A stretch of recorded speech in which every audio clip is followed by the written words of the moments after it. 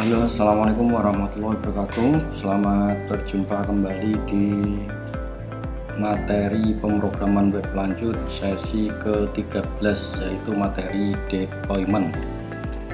Untuk materi kali ini saya akan menjelaskan teori dasar tentang deployment yang nantinya bisa digunakan mahasiswa sebagai pedoman untuk melakukan deploy aplikasi Laravel ke hosting. Baik, untuk materi deployment kali ini, kemampuan yang diharapkan dari materi ke-13 ini yaitu mahasiswa mampu melakukan deployment proyek Laravel 8 pada berbagai jenis hosting serta mengkonfigurasi server dan lingkungan untuk kebutuhan aplikasi. Adapun indikator capaiannya, yang pertama memahami konsep dasar deployment aplikasi Laravel 8, yang kedua mampu melaksanakan langkah-langkah proses deployment aplikasi Laravel 8 ke produksi, kemudian ketiga menggunakan layanan hosting dan manajemen server seperti Laravel Forge dan Laravel Envoyer dengan baik. Yang terakhir yaitu mahasiswa mampu mengimplementasikan prinsip-prinsip best practice dalam deployment aplikasi Laravel 8, termasuk mengelola dependensi, mengkonfigurasi keamanan, dan mengelola lingkungan produksi secara efektif. Baik, saya akan menjelaskan apa itu deployment. Deployment adalah proses untuk menghadirkan aplikasi Laravel 8 ke lingkungan produksi atau server yang dapat diakses oleh pengguna akhir.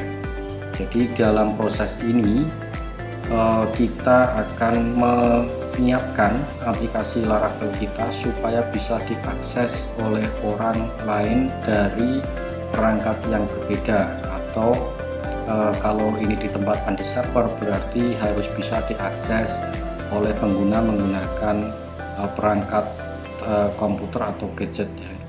Deployment merupakan tahap penting dalam siklus pengembangan aplikasi untuk memastikan aplikasi siap digunakan oleh pengguna. Jadi proses deployment ini merupakan satu tahap sebelum tahap akhir, karena setelah deployment mestinya aplikasi juga harus di maintenance.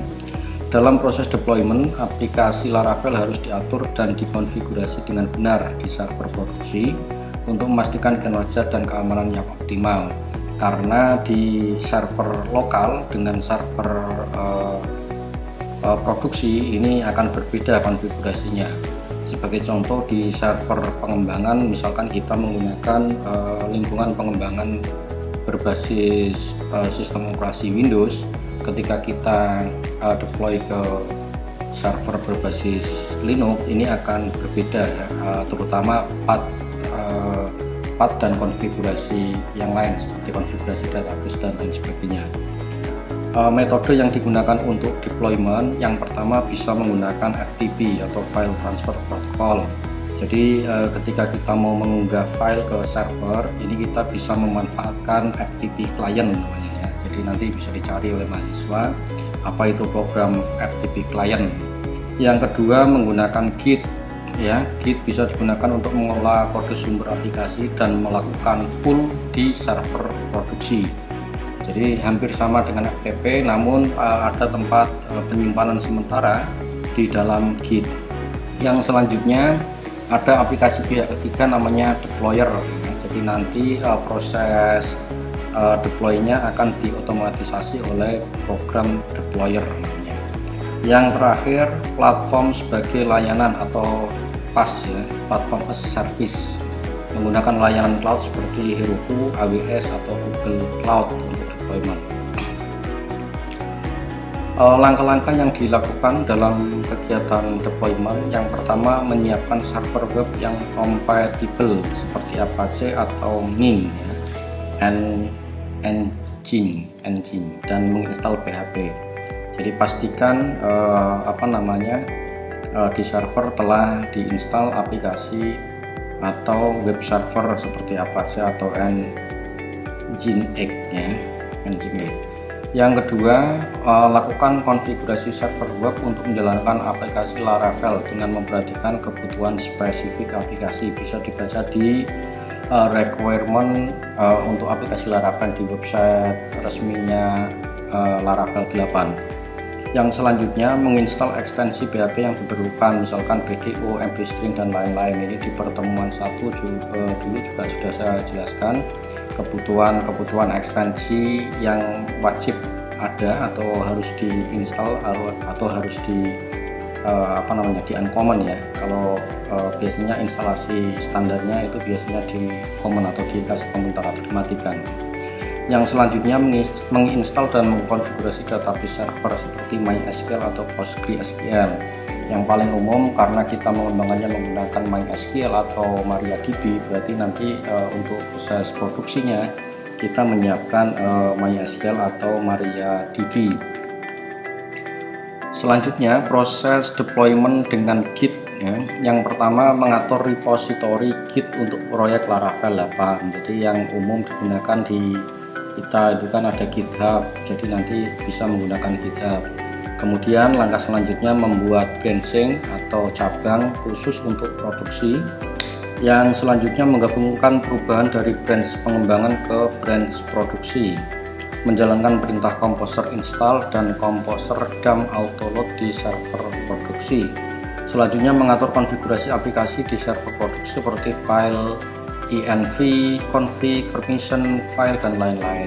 Ini yang paling umum terjadi kesalahan di permission file ini biasanya folder yang digunakan untuk unggah biasanya ini sering bermasalah. Kemudian yang selanjutnya melakukan migrasi dan pengaturan awal aplikasi di server produksi. Nah, ini berkaitan dengan proses migrate database dan seed seeding database. Oke, yang selanjutnya proses deployment dengan deployer. Yang pertama menginstal dan mengkonfigurasi deployer di lokal. Jadi deployernya diinstal di lokal komputer. Kemudian membuat file konfigurasi deployer.php untuk proyek Laravel 8. Selanjutnya menggunakan perintah dev deploy untuk mengunggah dan menjalankan proses deployment ke server produksi. Yang terakhir melakukan migrasi dan pengaturan awal aplikasi di server produksi. Proses deployment dengan platform sebagai layanan atau platform service. Yang pertama mendaftarkan dan membuat akun di platform seperti Heroku, AWS atau Google Cloud. Ini akan berbeda-beda karena layanan yang berbeda ya, di server yang berbeda. Selanjutnya mengikuti panduan yang diberikan oleh platform PaaS atau platform as service untuk membuat dan mengkonfigurasi aplikasi di Laravel 8. Biasanya disertakan panduan bagaimana layanan tersebut bisa dilakukan deploy aplikasi Laravel 8. Yang selanjutnya mengunggah kode sumber aplikasi dan mengaktifkan layanan yang diperlukan sesuai dengan panduan yang diberikan. Yang terakhir melakukan migrasi dan pengaturan awal aplikasi di platform as service ya.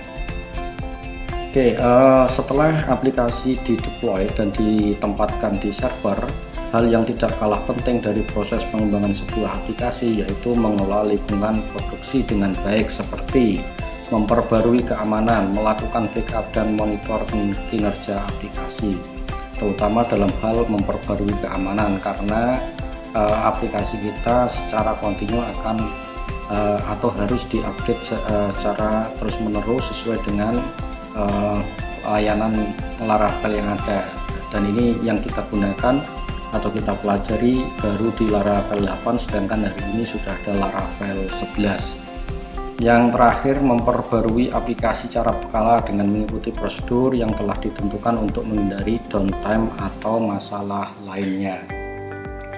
Kesimpulan untuk materi deployment kali ini, yang pertama, proses deployment aplikasi Laravel ke produksi adalah tahap krusial dan siklus pengembangan atau dalam siklus pengembangan aplikasi yang memastikan aplikasi siap digunakan oleh pengguna akhir. Jadi ini merupakan kegiatan paling akhir sebelum proses maintenance. Jadi belum tentu aplikasi yang kita kembangkan di lokal itu ketika kita unggah ke server otomatis bisa digunakan oleh pengguna akhir.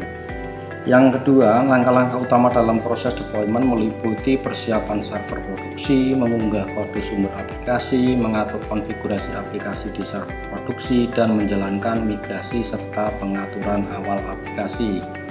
Yang selanjutnya, memastikan konfigurasi aplikasi di server produksi sesuai dengan lingkungan yang diinginkan dan mengatur izin file seperti chown, kemudian hak akses hak akses file dan folder atau directory ya. Yang terakhir, pemantauan dan pengujian secara berkala pada aplikasi di server produksi. Ini akan sangat penting karena bisa jadi kalau kita menggunakan pihak ketiga atau plugin tambahan dari Laravel, ini ada update-update keamanan ya biasanya. Mungkin itu yang bisa saya sampaikan di materi ke-13 ini. Kurang lebihnya saya mohon maaf. Saya akhiri. Assalamualaikum warahmatullahi wabarakatuh.